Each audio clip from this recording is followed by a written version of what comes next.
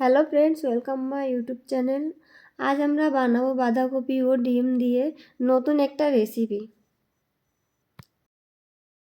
বাঁধাকপি তো আমরা বাড়িতে অনেক রকমভাবে বানিয়ে খেয়ে থাকি। একবার আমার মতো এইভাবে বাড়িতে বানিয়ে খেয়ে দেখবেন। তাহলে চলো শুরু করি।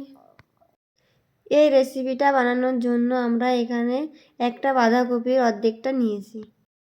বাঁধাকপিটুকু ছোটো ছোটো করে কেটে সামান্য লবণ দিয়ে মেখে রেখে দেবো 10 মিনিট পর্যন্ত। 10 মিনিট হয়ে গেছে, বাঁধাকপি থেকে অনেকটাই জল বেরিয়ে এসেছে। এবার আমি বাঁধাকপিটা তুলে নেব ভালো করে চেপে চেপে।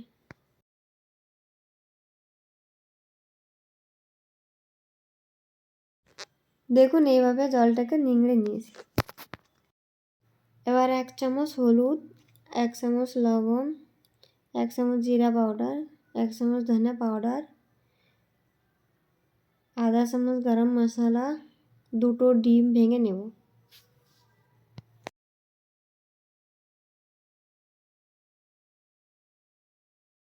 সব কিছু ভালো করে মেখে 3 থেকে 4টা কাঁচা লঙ্কা কুচি করে কেটে এর ভিতর দিয়ে আরেকটু মেখে রেখে দেব। এবার একটা কড়াইতে জল গরম হতে দেব, দিয়ে একটা স্ট্যান্ড দিয়ে দেব। এবার একটা পাত্রে সামান্য তেল দিয়ে ভালো করে মেখে আমাদের বাঁধাকপির মিশ্রণটা দিয়ে দেব।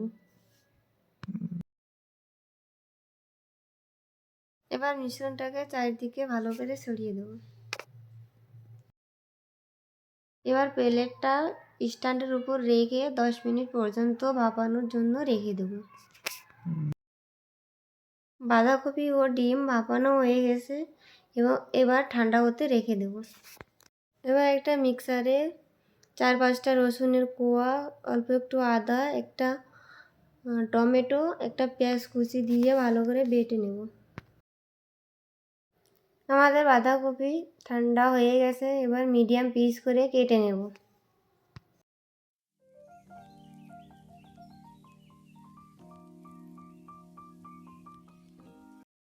এবার পিসগুলো এভাবে তুলে রেখে দেব।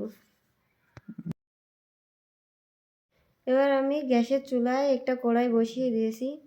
এবার সামান্য তেল দিয়ে তেলটা গরম হয়ে গেলে বাঁধাকপিগুলো ভেজে নেব।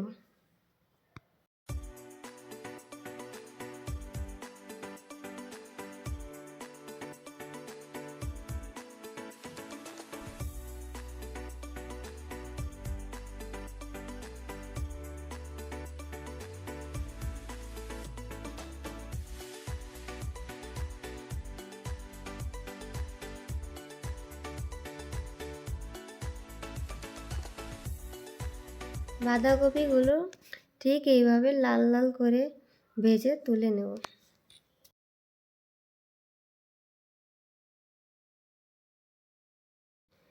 এবার একই তেলে 2টো তেজপাতা, সামান্য জিরে দিয়ে ভেজে নেব।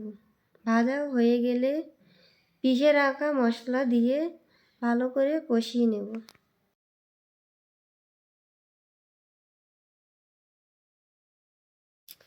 এবার স্বাদ অনুসারে লবণ, 1 চামচ হলুদ গুঁড়ো, 1 চামচ জিরে গুঁড়ো, 1 চামচ ধনে গুঁড়ো, 1 চামচ লাল লঙ্কার গুঁড়ো, 1 চামচ কাশ্মীরি লঙ্কার গুঁড়ো দিয়ে মশলাটাকে ভালো করে কষিয়ে নেব।